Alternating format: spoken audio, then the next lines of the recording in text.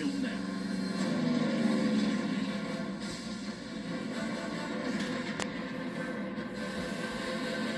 Charles Kingsford Smith, World War I flying ace, Hollywood stuntman.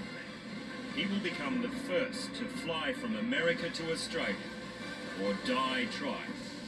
He was a mad drinker, mad rooter, mad smoker, and he was a brilliant aviator. His co-pilot, Charles Ull. He and Kingsford Smith have flown around Australia together, but never faced anything like this.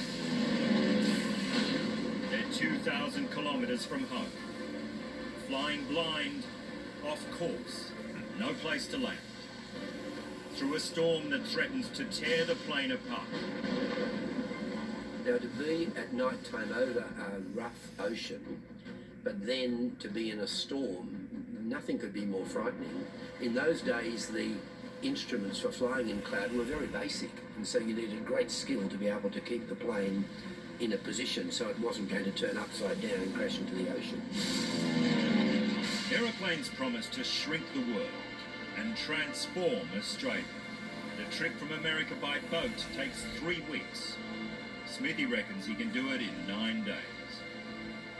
He plans the flight in 3 legs.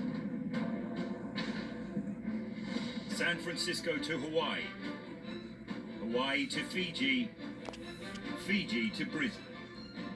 Almost 12,000 kilometres. Today, the crew is on the home run. Flight time, 20 hours. In the heroic age of flight, planes are basic. They're made from steel tubes and canvas. No heating, no seatbelts. Smithy replaces steel seats with wicker chairs to reduce weight.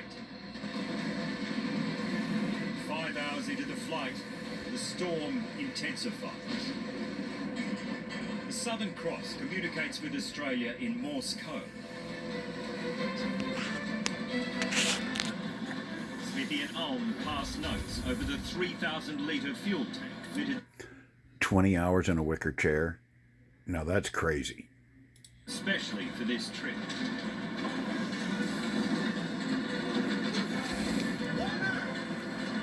Radio man Jim Warner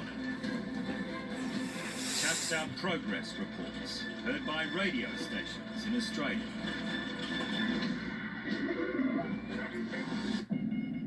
Message from the Southern Cross.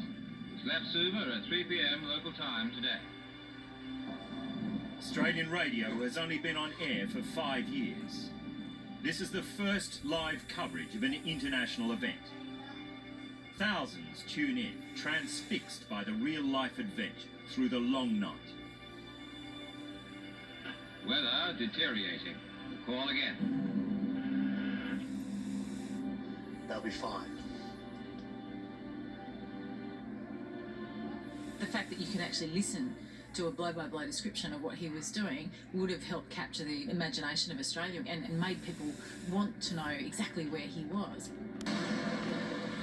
We battled on through hissing walls of water, but we could not get out of it. The plane bucked so wildly that it became difficult to control. After 10 hours, they've burned half their fuel. The plane is now light enough for Smithy to climb more easily, looking for a break in the weather. He could fly further, longer, better, through more storms than any bastard that ever lived. He was, they said he could fly a packing crate. But at 2,700 metres, the engines begin to falter. If they stop, the plane will plunge into the ocean. To fix it, Smithy risks everything in an extraordinary manoeuvre. A stomach-churning dive into the heart of the storm. He hopes it will keep the fading engines turning over. In the face of relentless battering by the rain, we tore into dives at 100 knots and plunged down through a wilderness of darkness and swishing water.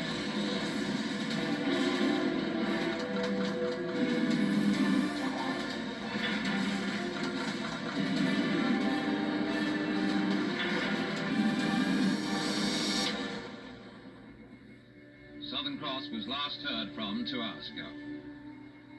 Charles Kingsford Smith and his crew encountered severe weather somewhere between New Caledonia and Brisbane.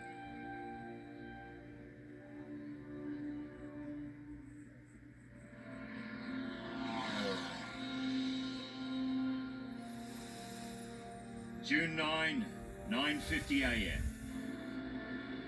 Smithy and the crew are grateful to be alive, but they have no idea where they are. Then, in the distance,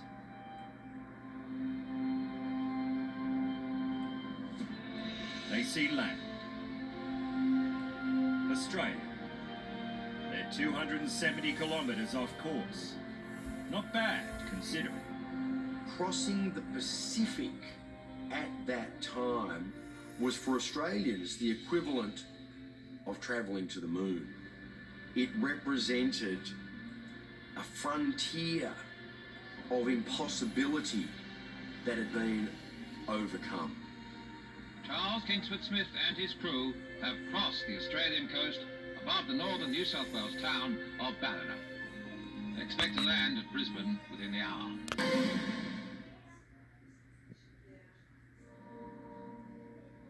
Seven years later, Charles Kingsford Smith will disappear over Burma. He and his plane have never been recovered.